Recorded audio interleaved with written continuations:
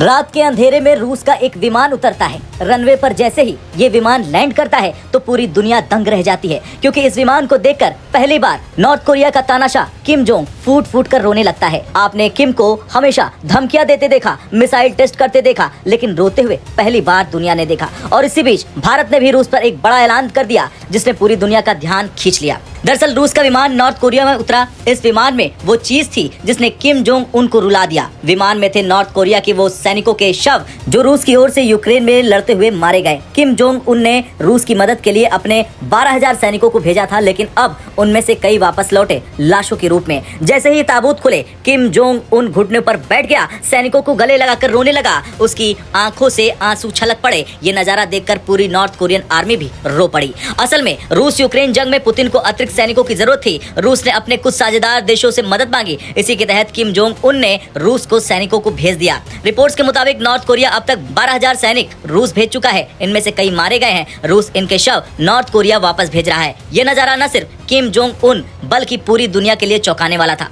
अब भारत पर आते हैं। हाल ही में पता चला कि कुछ भारतीय भी रूस की सेना से जंग लड़ रहे हैं, लेकिन ये लोग सरकार के नहीं भेजे हुए हैं, बल्कि एजेंट्स ने इन्हें झूठे सपने दिखाए, नौकरी और मोटी सैलरी का लालच देकर रूस पहुंचा दिया और चुपचाप रूसी सेना में भर्ती करवा दिया। आंकड़े चौंकाने वाले हैं। 17 जनवरी 2025 तक ऐसे 126 मामले सामने आए। इनमें से 96 भारतीय वापस लौट चुके हैं। इस मुद्दे पर विदेश मंत्री एस जयशंकर ने रूस का दौरा किया और साफ शब्दों में कहा कि भारतीयों की सुरक्षा हमारे लिए सबसे महत्वपूर्ण है। जो भी भारतीय सैनिक अभी रूस के लिए लड़ रहे हैं जंग, उन्हें तुरंत सुरक्षित भारत लौटा दिया जाए। भारत सरकार भी अब सख्त हो गई है। हाल ही में सीबीआई ने 19 एजेंसियों पर केस दर्ज किया। आरोप है कि ये एजेंसियां भारतीय युवाओं को धोखे से रूस भेज रही थी। कई एजेंट्स गिरफ्तार भी हो चुके हैं। सरकार ने साफ कहा है कि कोई भी भारतीय रूस यूक्रेन युद्ध का हिस्सा न ले। अगर कोई भारतीय फंसा है तो उसे जल्द से जल्द वापस लाने की कोशिश की जाएगी। आपको जानकर हैरानी होगी कि सिर्फ भारतीय ही नहीं बल्कि श्रीलंका, पाकिस्तान, बांग्लादेश, नेपाल के नागरिक भी रूसी सेना से लड़ रहे हैं। रूस इन्हें फॉरेन वॉलंटियर्स के रूप में इस्तेमाल कर रहा है। वहीं नॉर्थ कोरिया के सैनिकों की मौत से दुखी किम जोंग उन ने एक और चौंकाने वाला बयान दिया।